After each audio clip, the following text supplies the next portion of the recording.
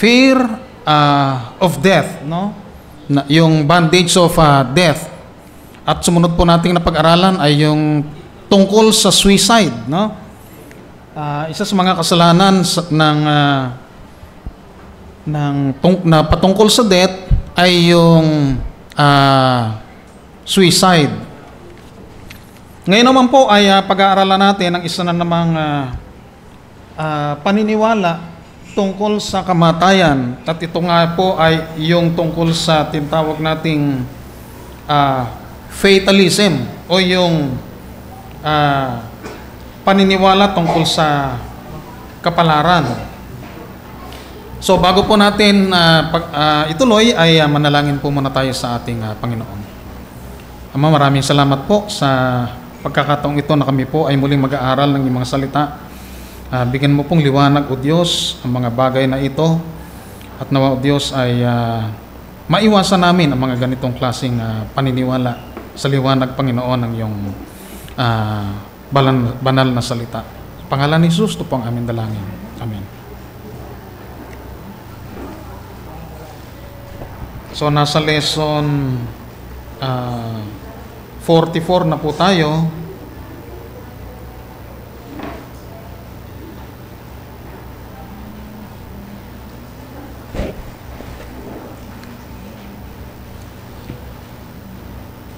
Okay, sins about death.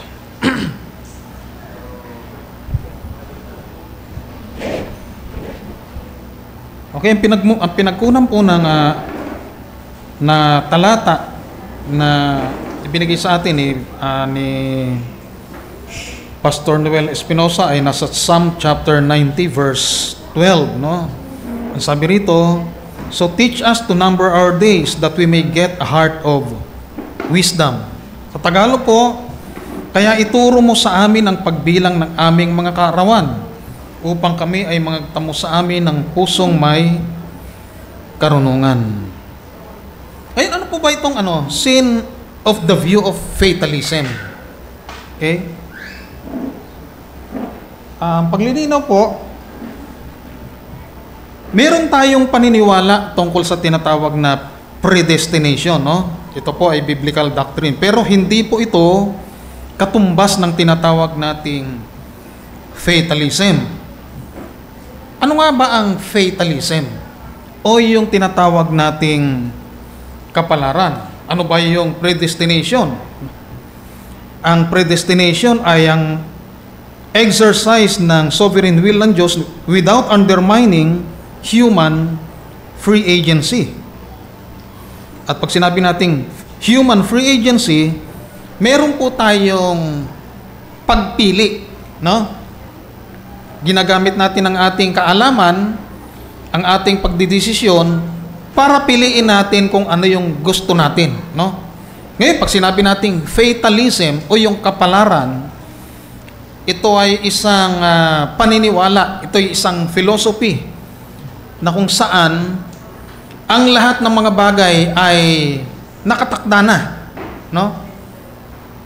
Hindi na tayo mamimili pa, kundi lahat ng bagay na nangyayari sa atin, ito'y nakatakda na, no?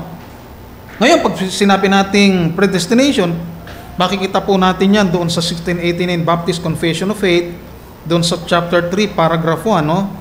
Na kung saan sinasabi nito, it says that in part, God hath decreed in Himself from all eternity, by the most wise and holy counsel of His own will, freely and unchangeably, all things whatsoever comes to pass.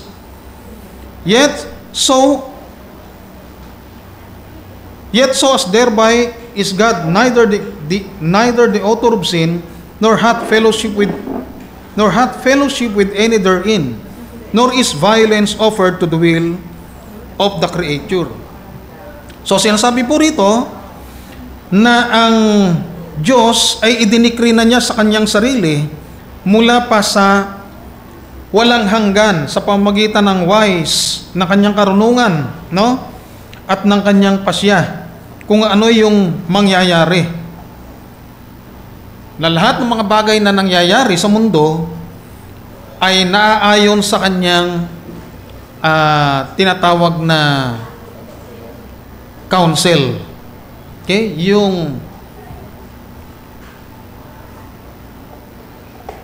pleasure ng kanyang kalooban.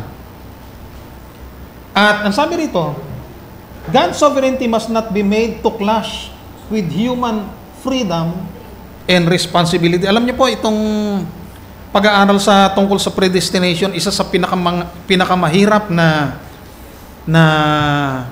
doktrina sa Biblia, no?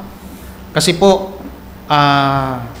napakahirap ding ituro dahil iniisip natin yung magiging kaisipan ng mga taong nakikinig. Baka hindi nila basta-basta maabot ang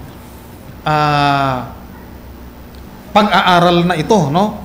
Dahil ito ay parang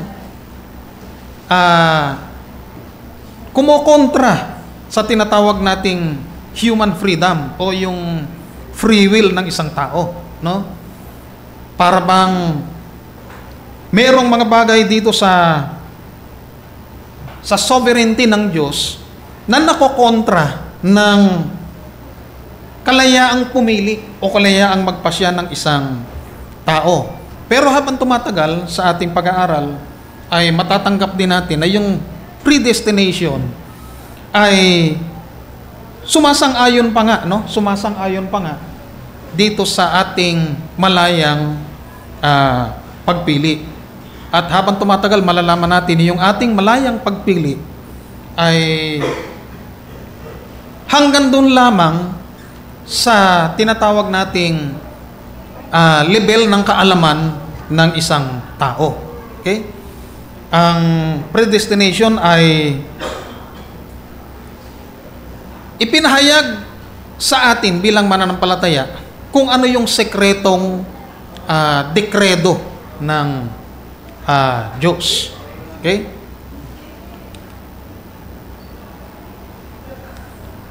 At ito po yung dapat nating ingatan, ano?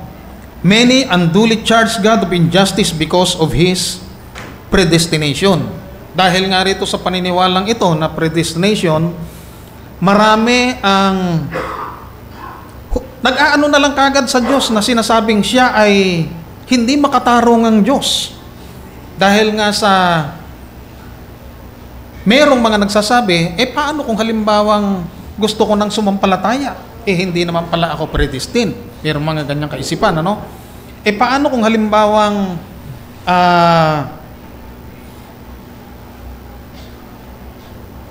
merong mga nagpahayag sa akin ng gospel. Kahit pala hindi ko na paniwalaan yan Hindi na ako magsisi, di ba? Total predestined din naman ako, di ba? Merong mga ganyang paniniwala. Okay?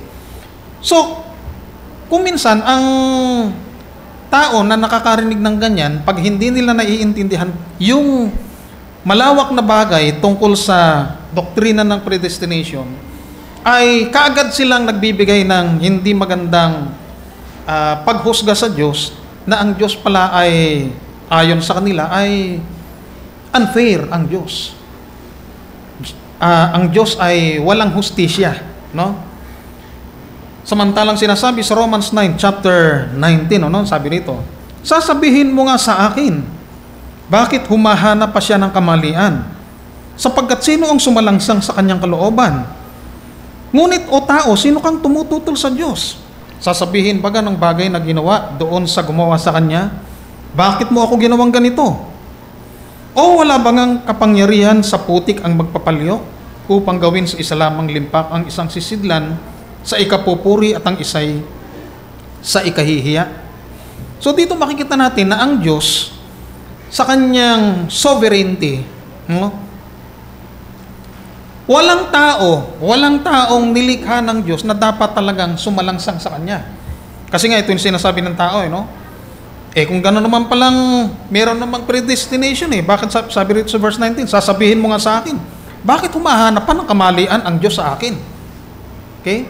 Kung meron naman talagang itinalaga na ang Diyos para sa kaligtasan. So, ganun mag-isip yung tao, no? Ganun siya mag-isip.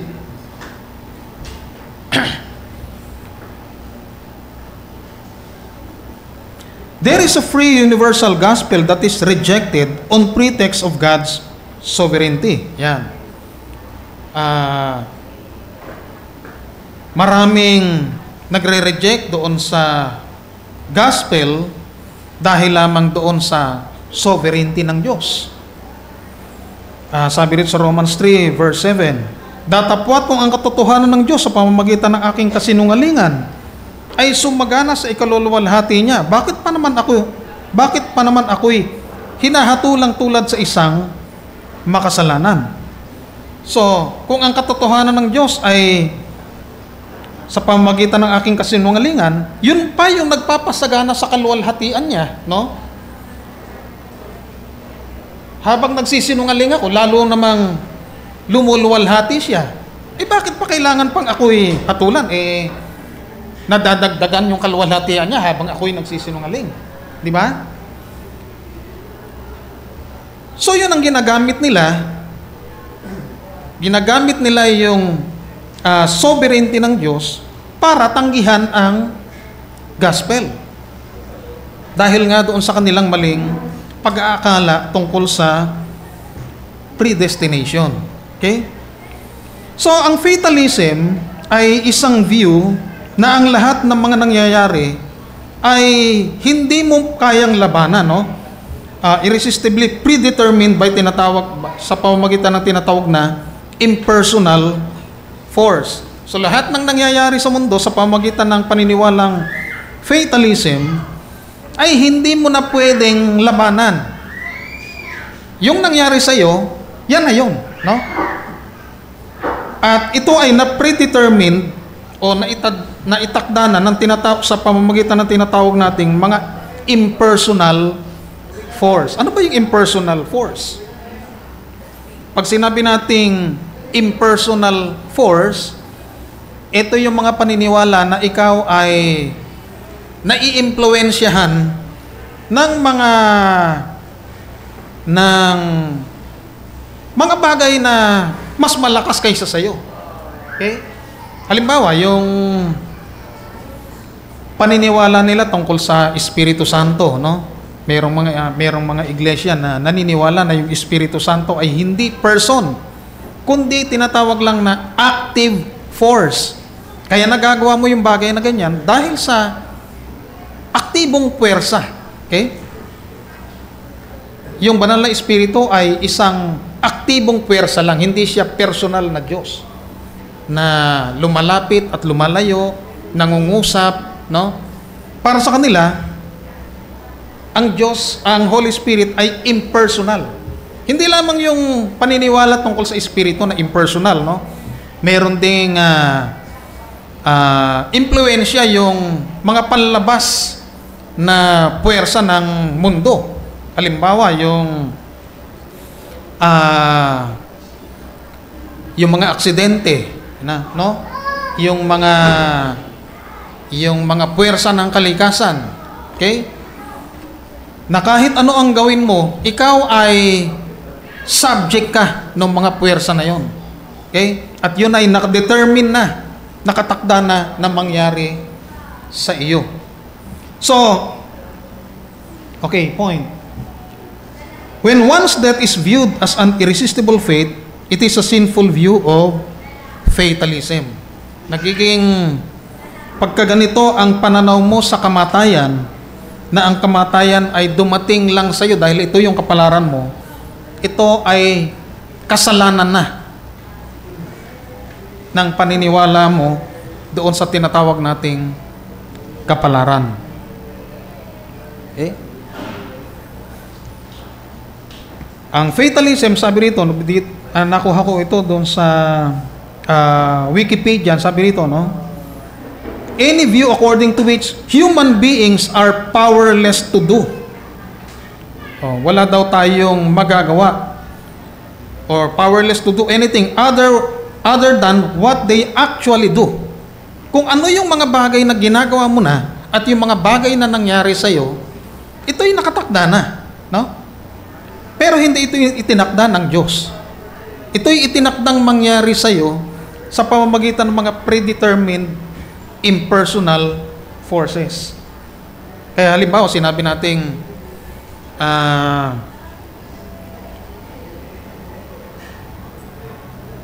kasi meron tinatawag na idle argument o kaya tinatawag na idle fatalism. Halimbawa rito, kung ikaw ay nakatakda na maka-recover ka sa iyong karamdaman, makaka-recover ka sa karamdaman mo kahit na hindi ka na pumunta sa doktor, no?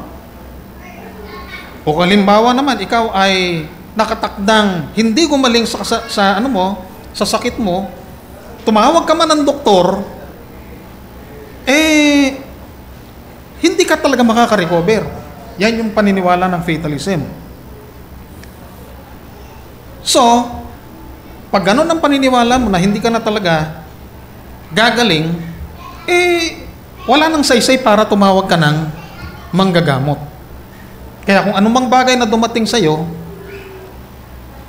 wala ka na magagawa dyan. Yan talaga yung kapalaran mo. Now, fatalism as a sinful view.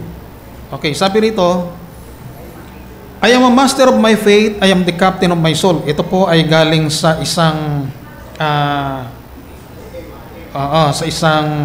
ano ba ito? Prose ba ito? Ano? Poetry, ano? Ito ay galing kay William Ernest Henley, no? Itong Invictus nga na sinasabi. Kasi ito sa panahon na to, si William Ernest Henley ay naputulan yata ng paa ito, no? At habang nagre-recover siya sa kanyang amputation, sumulat siya ng tula, no? At yun nga ay naging famous yung tula na yun. Ang tawag rito ay Invictus. Nang ibig sabihin, siya ay undefeated, unconquerable. Ayan, no? Na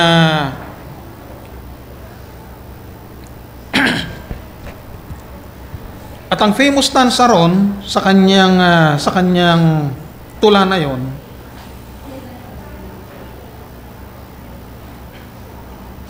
ang sabi nito,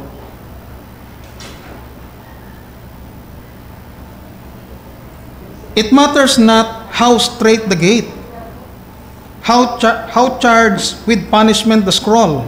I am the master of my fate, I am the captain of my soul. Hindi siya natatakot dahil ang kapalaran niya ay hawak niya. No? Ibig sabihin, kung ano yung gusto niyang gawin, kung ano yung gusto niyang maging pasya sa buhay niya, siya yung may control nun. Kung gusto mong halimbawang yumaman, magpakasipag ka.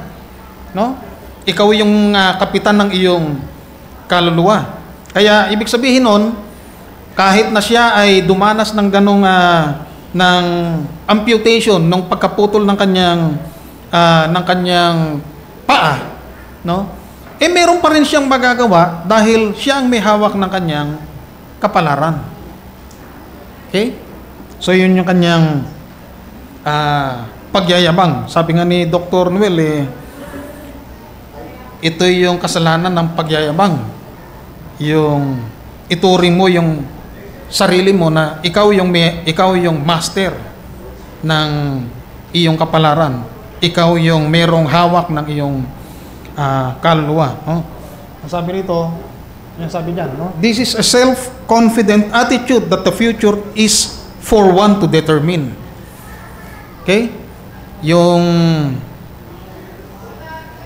kaya mo sa sarili mo na dalhin ang sarili mo sa anumang lugar na o buhay na gusto mo. Okay? Body exaltation, health and beauty, health and cosmetic industry, all-time high, no? Ito yung tinatawag nilang body exaltation. Kahit anuman ang gawin mo sa katawan mo, anuman yung paano mo man pagandahin ang iyong sarili, ay wala ka pa ring magagawa kung halimbawang hindi ito para sa iyo. Okay? Lahat ng bagay sa mundo ay merong katakdaan na. Kaya kung halimbawang gusto mong pagandahin ang sarili mo, pero hindi naman pala mangyayari sa iyo yun, dahil sa ikaw ay nakatakda ng hindi maging ganon, wala ka rin magagawa. Okay? O kung halimbawang ayaw mo ng bagay na ito, pero nangyari sa iyo, wala ka na rin magagawa kasi nakatakda na yon. So, diyan pumapasok yung self-delusion about controls of one's life and their projection of the future. No? Parang sa ginagawa mong ito, sa paniniwala mong ito, ay dinadaya mo ang sarili mo na pinoproject mo na yung future mo na hindi naman pala pwedeng mangyari sa iyo. No? Sabi nga rito sa James chapter 4 verse 14, kayo ngang hindi nakakaalam ng mangyayari bukas, ano ang inyong buhay. Kayo nga'y isang sigaw na sa sandaling panahon ay lumilitaw at pagdakay napapawi. So pagka tayo ay nag-project na o nag-isip na ng mga bagay, pinapalagay mo na yung sarili mo na magiging ganito ka, no? Ito ay self-delusion. Ito ay dinadaya mo yung iyong sarili na iniisip mo na na meron kang control sa sarili mo, na ang totoo pala ay wala. Okay? So ano ang punto natin dito? Care of the body is good, but the soul state is more important. Okay? Ang pag-iingat natin sa ating katawan ay mabuti, pero mas importante yung ating mga kaluluwa. So marami nga dyan, lahat ng pag-aalaga sa katawan, no? Pag-i-exercise, mapaganda lang nila yung kanilang katawan, ginagawa talaga nila, no? Para lamang humaba yung kanilang buhay, para maging maganda yung kanilang future, pero hindi pala yun ang pangunahin, kundi ang pangunahin ay ang yung kalagayan ng ating kaluluwa. God's decision about one's death is often without human knowledge. Yan. Ang desisyon ng Diyos tungkol sa ating kamatayan ay hindi natin alam. Walang nakakaalam niyan, no? Ito nga yung sinabi sa Luke chapter 12 verse 20 na mayroong isang lalaki ritong umani ng marami, no? At naghahanap siya ng mga lugar na kanyang paglalagyan ng kanyang mga inani. Okay? Sabi rito sa verse 20 ng Luke chapter 12, datapwat sinabi sa kanya ng Diyos, ikaw na haling, hihingin sa iyo sa gabing ito ang iyong kaluluwa, at ang mga bagay na inihanda mo ay mapapakanin sa kanino kaya? So yung desisyon natin para sa ating buhay ay Diyos lang talaga ay nakakaalam. Sabi nga ro sa istorya doon, no, na siya ay nag-iipon ng kanyang mga inani, ilalagay niya sa bangan, at ano na lang siya, hayahay na lang ang buhay niya. Hindi niya alam yung oras na yon ay kukunin sa kanya ng Diyos yung kanyang buhay. So health alone or the lack of it is not the only equation of life or death. Yung ating kalusugan o yung kawalan natin ng kalusugan, hindi yun ang dahilan para sa ating kamatayan o buhay, no? Hindi ko mo ikaw ay laging nag-exercise, kumakain ka ng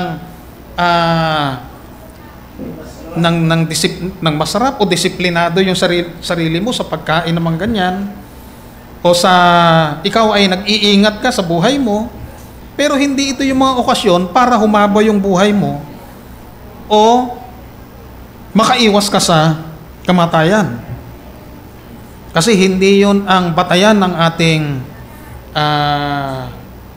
haba ng buhay o ng oras ng ating kamatayan. Sabi rito sa Psalm chapter 89 verse 48, sinong tao ang mabubuhay at hindi makakakita ng kamatayan, na magliligtas ng kanyang kaluluwa sa kapangyarihan ng Sheol? Ang Sheol na tinutukoy po rito ay yung libingan, ano? Hindi po ito yung impyerno. Hindi kumot malusog ka, ay sigurado na magpapatuloy ang buhay mo. Kasi pwede ka ring maaksidente, at marami tayong napapanood na mga ganyan, di ba? Malusog, malakas ang katawan, pero na-aksidente, no? Ay, doon nga sa amin nagpapalipad lang ng saranggola, no? Nasabit doon sa wire, na high tension wire, at pinansungkit niya yung bakal. Ayun. Buti na lang nabuhay pa no? Nabuhay. Pero sunog yung sunog. Nakita niya na yan, ni Dory yun, no?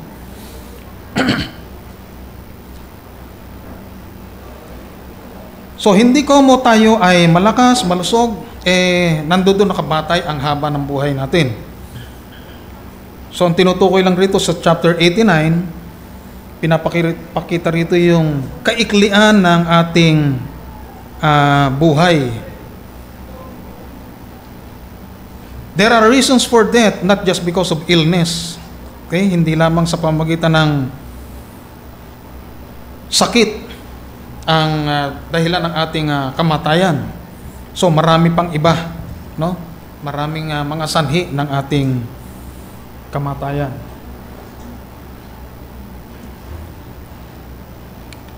Okay. Sabi ng mga naniniwala sa fatalism, if it is my time to die, there is nothing I can do. Yan. Kung oras ko na, di ano man ang kahit saan ako magpunta mamamatay din ako, di ba? So, ang sabi rito, itong paniniwalang ito, this view often justifies lack of care for one's body and makes them foolhardy about danger. Yan. Yung mga ganitong paniniwala ay hindi na sila nag-iingat sa kanilang mga sarili. Meron nga akong nakikilalang sabi niya, punta raw kami doon sa lugar na yon, no? Malaki yung alon. Lalaki ng alon ng lugar na yon. Punta kami ng Dinggalan. Talagang nakakatakot. Sabi ng kasama ko, bakit ka matatakot kung talagang dito sa pamamagitan nito ka mamamatay?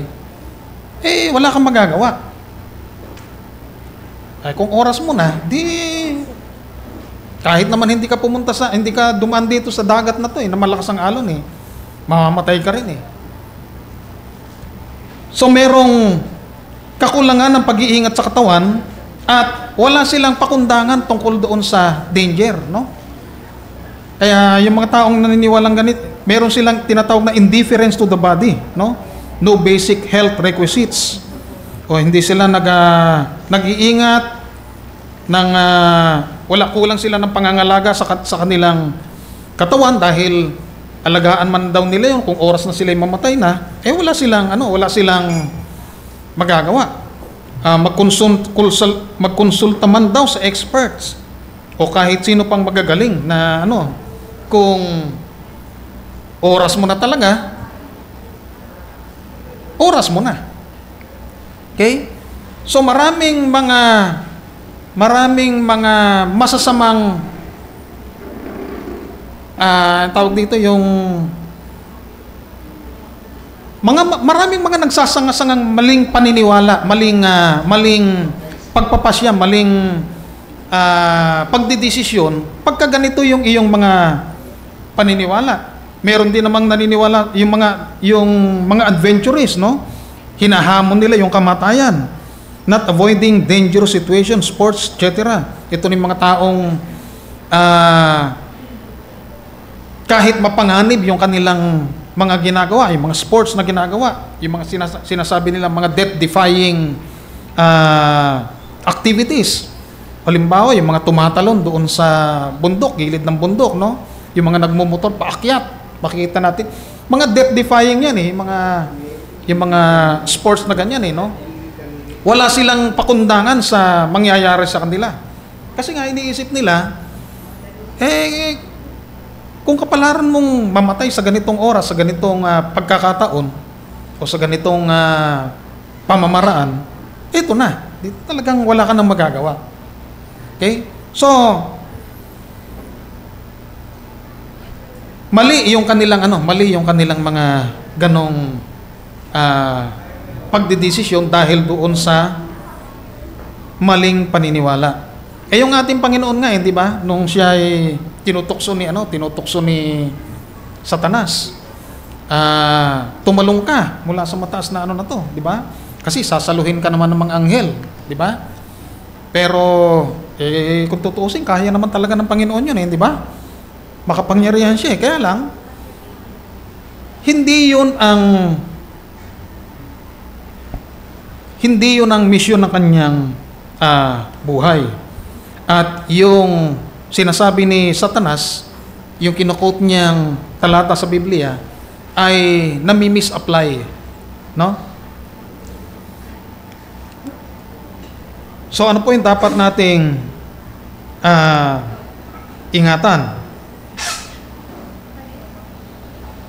Predestined appointment of death is not a precept of our duty. Hindi ito dapat maging maging rule ng ating buhay para ito ang mag-regulate ng ating behavior. Pag sinabi nating predestined appointment of death, ito kasi mga paniniwala tungkol sa predestination, sabi rito sa chapter 27 ng Hebrew at verse 27 sa chapter 9 ng Hebrews, at kung paanong itinakda sa mga tao ang mamatay na minsan at pagkatapos nito yung paghuhukom, hindi ito yung dapat na malagay sa ating isip na total mamamatay din lang ako,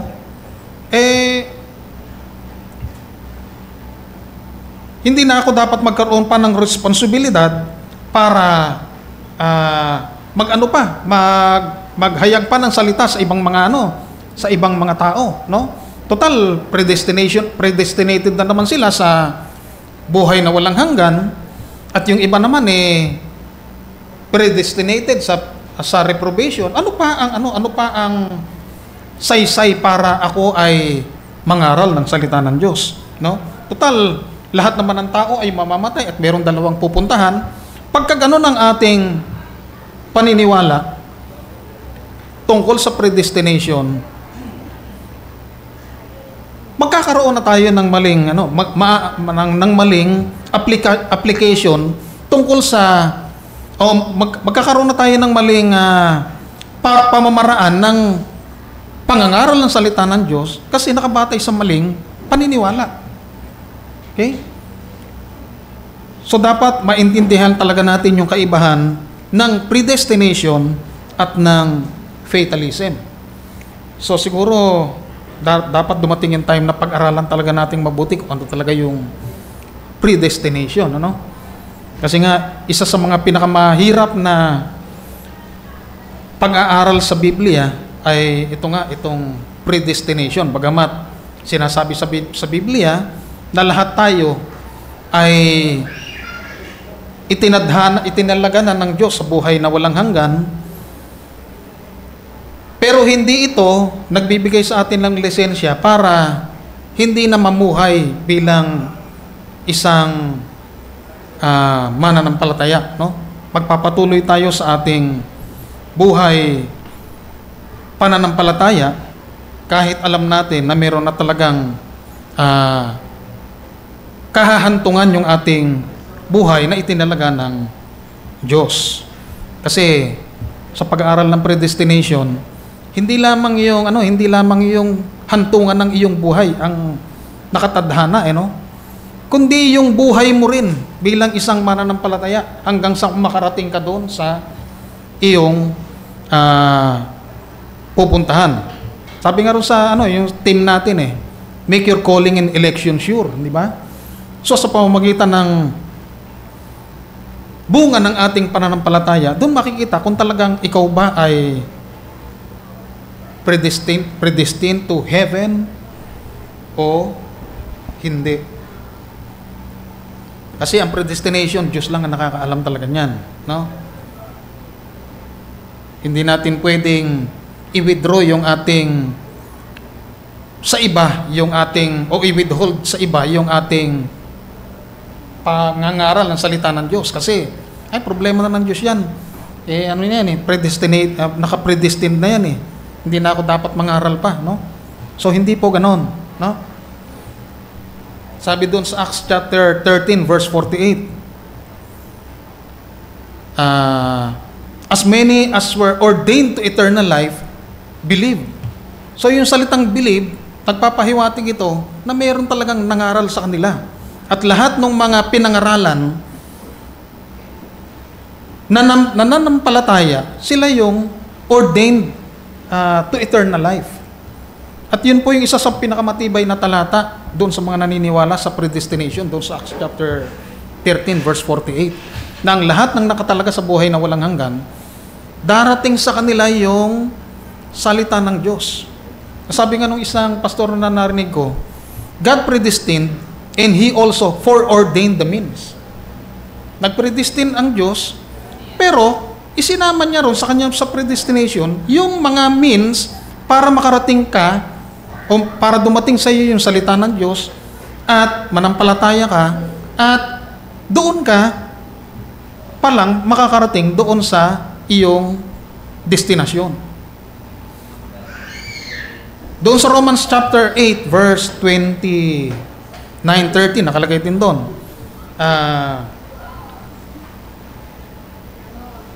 Yung mga nakilala kanya nung una pa, no, ay kanyang tinawag naman. Okay, tingnan nga po natin sa sa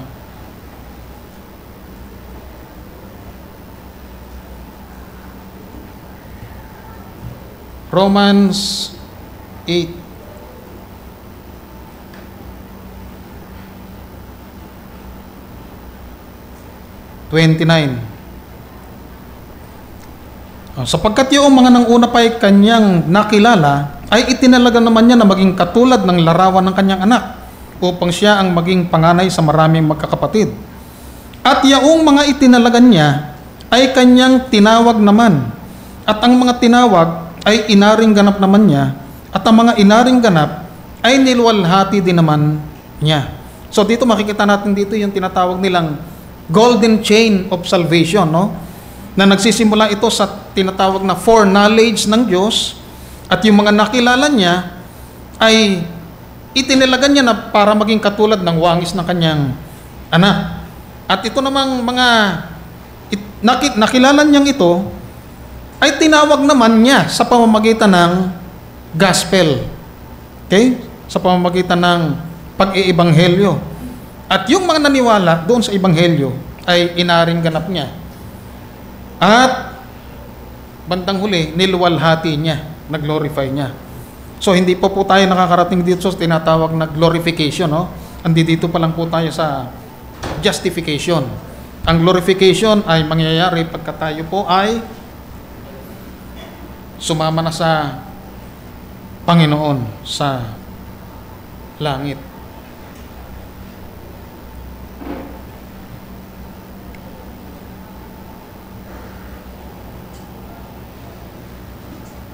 Okay. So ito po, sabi dito, beware. Nabasa na po natin pala ito. No? Dito na po tayo sa point, no? We are responsible to take care of our physical life and earthly safety, no? The human body is of noble value as part of humanity. Tulad nga nung napag-aralan natin ng mga nakaraang lesson natin dito sa Sunday School, no? Tungkol sa yung suicide, no? Yung mga tinatawag nating yung mga self-inflicted suicide, no? At yung mga physician-assisted death, okay? Yung mga taong inaakala nilang walang mga kabuluhan sa mundo, ay hinahayaan na lang nilang mamatay. Total, wala naman pakinabang yan, no? So, hindi po ganoon ang itinuturo ng Biblia sa atin, kundi ang sabi rito, ang human body ay is of noble value as part of humanity. Meron tayong dignidad. Ang isang tao, gaano man yan kahirap, o sa tingin natin ay walang silbi sa mundo, siya pa rin ay mayroong dignidad. Kaya hindi dapat ituring yung kanyang buhay na para bang walang kwenta. Sabi dito, we are responsible to take care of our physical life and earthly safety. Pananagutan po natin na tayo ay marunong mangalaga sa buhay natin, no? At yung ating kaligtasan.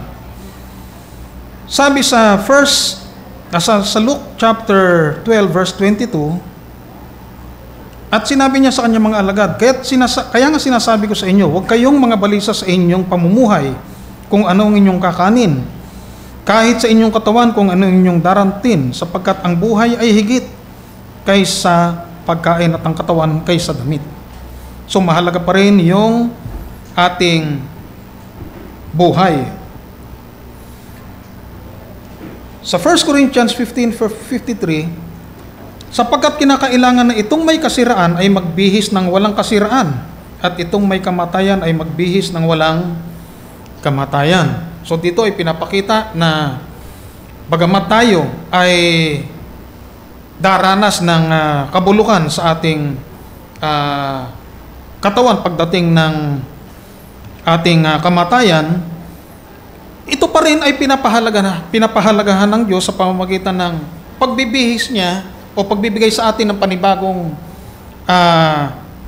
o sa pagbibigay sa atin ng yung babaguhin yung ating katawan sa pamamagitan ng tinatawag na glorified body bago tayo makarating sa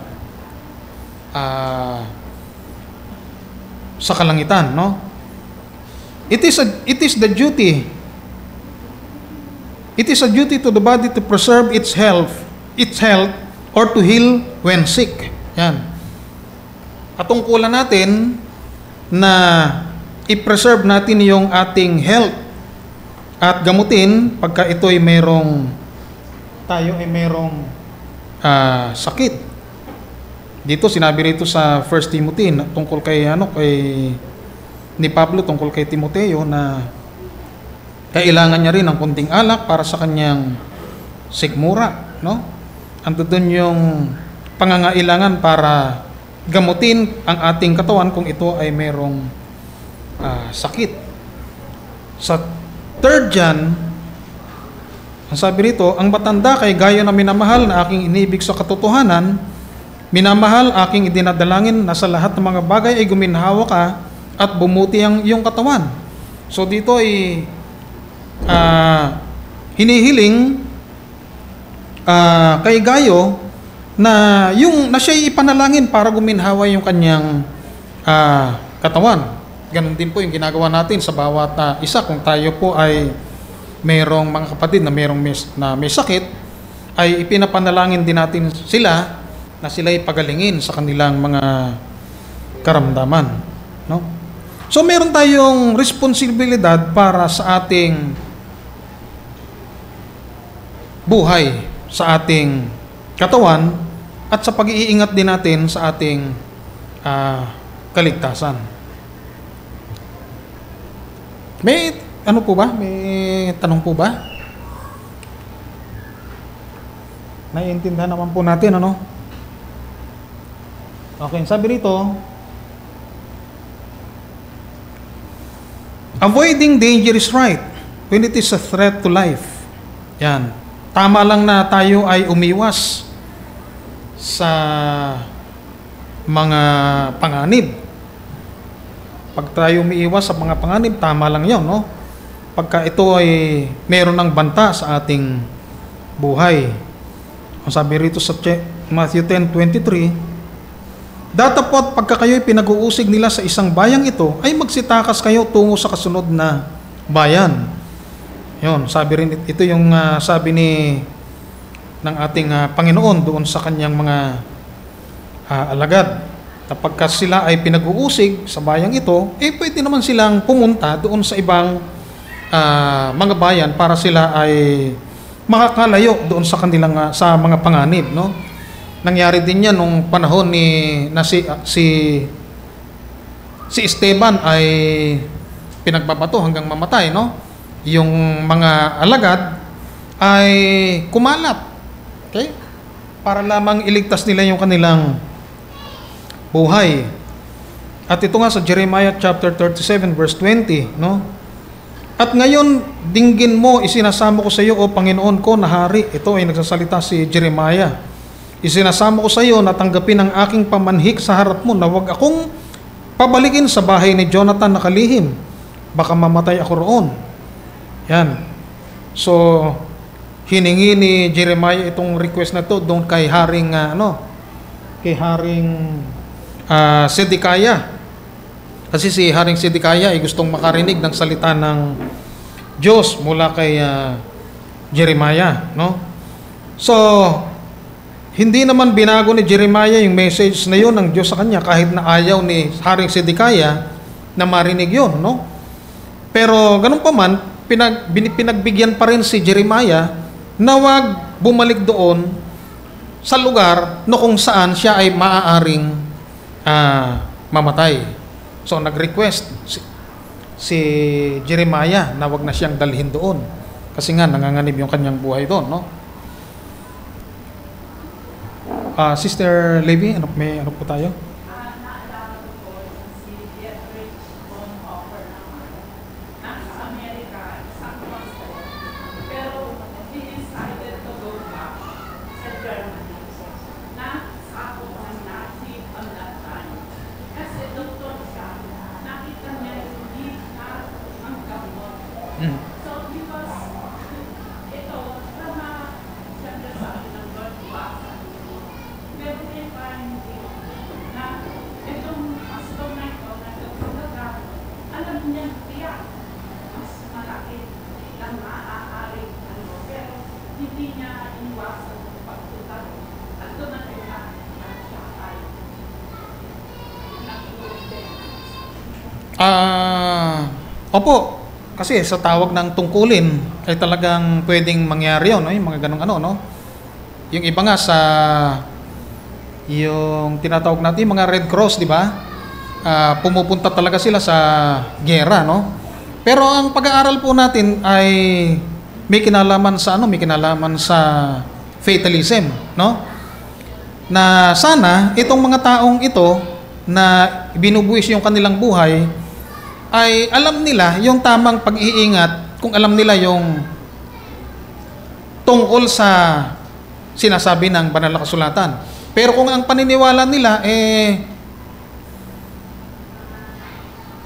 yung naniniwala sila sa fatalism at iniisip nila na kung mamamatay ako, kung talagang mamatay ako. Kung doon ako mamamatay sa ganung paraan sa ganung paraan ako mamamatay, no? Kung gano'n ang kanilang paniniwala,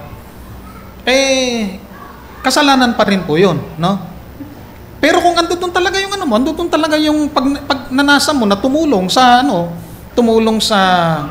kapwa mo sa panahon halimbawa ng giyera, no? Wala tayong doon, wala tayong magagawa doon. Kasi tawag ng tungkulin 'yun di ba? 'Yun ngang panahon ng pandemic. Maraming mga nurses na inano nila yung kanilang buhay. Kahit alam nila na sila ay mahahawa at marami naman talagang nahawa, di ba? Pero paano na lang kung wala sila, di ba? Paano mapipigilan yung kamatayan sa pamamagitan ng mga ganong klaseng sakit, di ba? So meron talaga nangangailangan ng mga ganong klaseng trabaho para mabawasan yung pagdami ng kamatayan. No? Okay pa? So dito sa 11 ng 2 Corinthians chapter 11 verse 33, meron pa ring istorya rito na si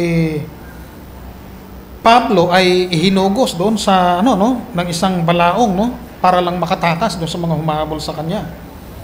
So dito po ay tama lang na tayo umiwas sa danger pagka ito ay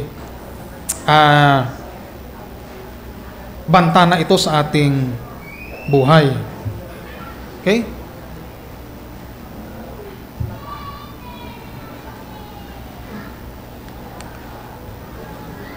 Thoughts on fatalism. We have responsibility, but that is God's sovereign decision. Ito na nga po yung sagot dun sa tanong nyo. No? Meron tayong mga responsibilidad. Pero ang kamatayan ay desisyon pa rin ng Diyos. Sovereign decision niya yun. Kahit na anong gawin mong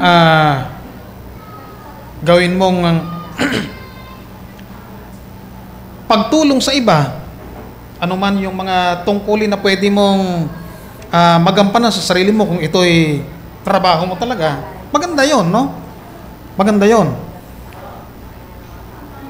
Pero, responsibilidad din natin na pangalagaan yung ating sariling buhay. Kaya ang kailangan talaga nating maintindihan yung paniniwalang fatalism na iyon ay mali, no? Kung isusuong natin yung ating buhay sa paniniwalang ganon na kahit naman saan ako mamamatay din ako, no? Kung ano man yung mangyayari sa akin, nakatadhana na yon. So mali po yung mga ganong klaseng paniniwala.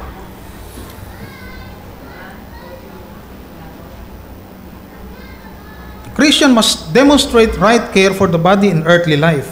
Yan. Dapat nating pangalagaan pa rin yung ating sarili at yung ating buhay. Sabi rito sa 15:30 ng Romans, ngayon ipinamamani ko sa inyo mga kapatid, alang-alang sa Panginoon nating Hesukristo at sa pag-ibig ng Espiritu, na kayo'y magsipagsikap na kasama ko sa inyong mga pananalangin sa Diyos patungkol sa akin. Kasi nga ito,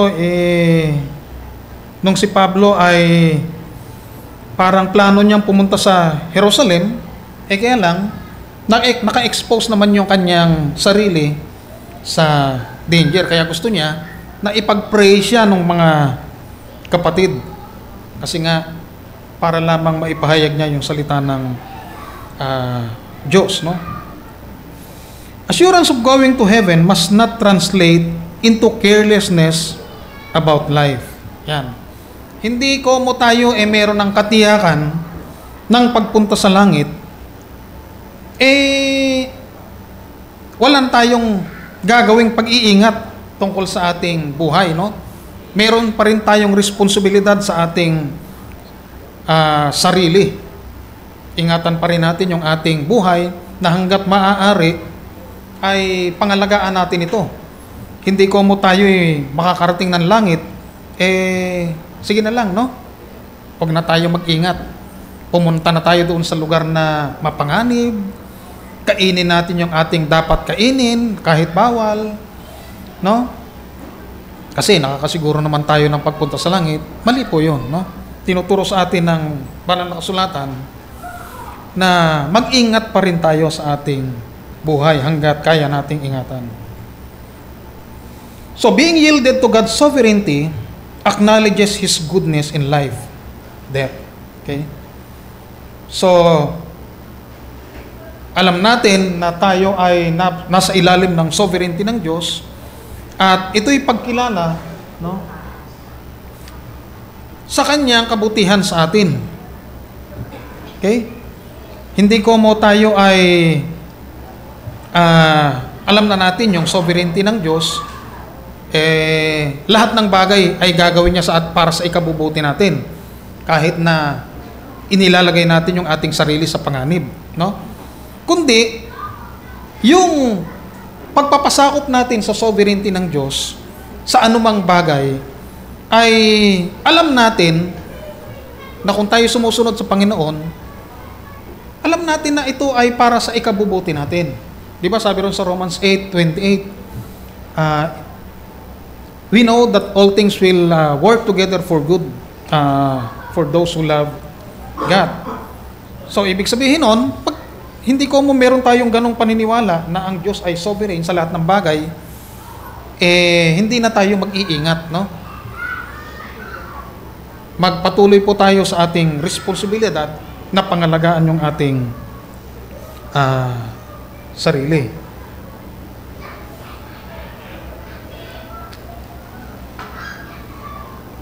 Sabi ron sa Philippians chapter 1 verse 20, no? Na si Apostol Pablo ay naharap sa sa trial na hindi niya alam kung ano yung mangyayari sa kanya. Maaring yung oras na yun pupuguto na siya ng ulo, hindi pa rin niya alam, no? Pero gusto pa rin niyang makalaya. Gusto pa rin niyang positibo pa rin siya sa kanyang ibinabalita na maaaring siya ay makalaya pa. Pero kung maging ano man yung kalalabasan nun, ready siya. No? Ready siya sa kamatayan. Kasi sinasabi niya, ang ultimate desire naman niya ay mabuhay man siya o mamatay, ang ating Panginoon ay mapapapurihan. Okay? May tanong po ba? Bago po tayo magwakas. So, ang ating paniniwala ay, hindi po tayo naniniwala sa tinatawag na fatalism, no?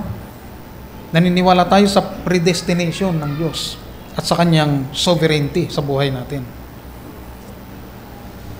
Kaya wag po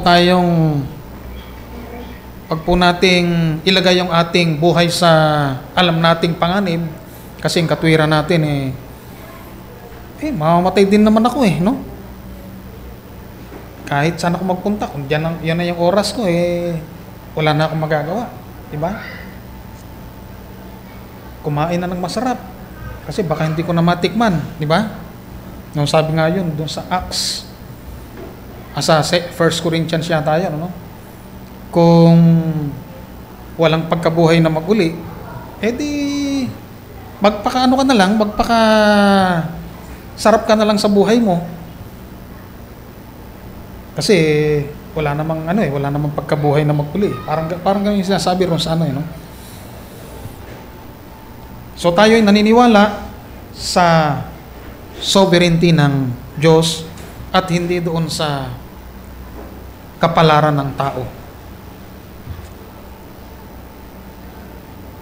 Kaya balikan po natin yung Awit chapter 90 verse 12, no? Sabi rito, ituro mo sa amin ang pagbilang ng aming mga kaarawan upang kami ay mangagtamo sa amin ng pusong may karunungan. Ang paliwanag po ni Pastor Noel dito, yung salitang number your days, ay hindi yung bilangin mo lamang yung araw mo, yung matuto kang magpahalaga sa buhay mo araw-araw na ito'y pinaglilingkod mo sa Diyos. Kundi meron ditong sense nung tinatawag na assign, no? Assign your day. Meron kang assignment araw-araw. Ilagay mo yung sarili mo sa ganung kalagayan araw-araw na ikaw ay hindi nakakalimot na sa bawat ginagawa mo, ito'y paglilingkod mo sa Diyos. At sa ganitong na para bang kinabukasan oras mo na, sabi nga sabi ni Haring Solomon, no? Matuto tayong gumamit o magbilang ng ating mga araw sa pamamagitan ng pag-aalaala sa ating Panginoon na lahat ng mga bagay na ginagawa natin ay ating ipinaglilingkod sa Kanya. At ito po yung buhay na mayroong karunungan. Gusto nating mag-glorify ang ating Panginoong Jesus. Okay po? May sumisenyas na ba? Meron na pala. Kanina pa yata. Okay po. Palagay ko naman, alam na po natin yung kapalaran at yung palad natin sa Panginoon. No? Tayo po'y manalangin. Amang Diyos na makapangyarihan sa lahat, tunay nga o Diyos na hindi namin maarok o Diyos ang iyong kalooban sa mga ganitong uri ng pag-aaral. Dahil kung minsan ay dumarating pa rin ang kalituhan, Panginoon, sa mga terminong ginagamit namin, sa mga bagay na may kinalaman sa aming buhay bilang isang mananampalataya. Ngunit alam namin, Panginoon, na Ikaw ay patuloy magtuturo sa amin sapagkat ang Banal na Espiritu ang magbibigay ng liwanag sa amin, Panginoon, upang kami ay hindi maligaw, Panginoon. At salamat, Panginoon, tulungan mo kami sa mga ganitong malalalim na bagay na patuloy na inihahayag mo sa amin. At nawa o Diyos ay makita namin na kami ay laging iniingatan mo sapagkat Ikaw ay Diyos na sovereign, Panginoon. Sa Ama, dinadalangin din po namin, Panginoon, ang aming kakainin sa hapong ito. Basbasan mo ito, O Diyos, at patuloy magbigay ng kalakasan sa aming katawan, Panginoon. Pagpalain mo, O Diyos, ang mga naghanda ng mga pagkain ito. Maraming salamat, Panginoon. Ito po ang aming dalangin sa pangalan ni Jesus. Amen. Okay, tapos na po ang ating pag-aaral.